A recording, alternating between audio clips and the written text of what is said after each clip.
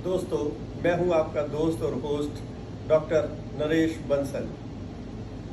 जो भी हम इस संसार को देते हैं वही देर सवेर हम पर बरस पड़ता है। एक बार एक भिखारी भोर अबेरे भिक्षा मांगने के लिए निकलता है।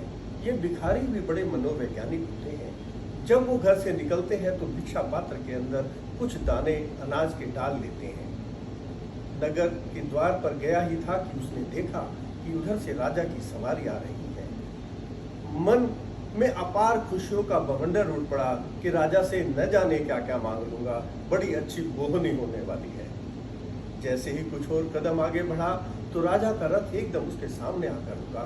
राजा रथ से नीचे उतरा और भिखारी के सामने झोली फैलाकर खड़ा हो गया।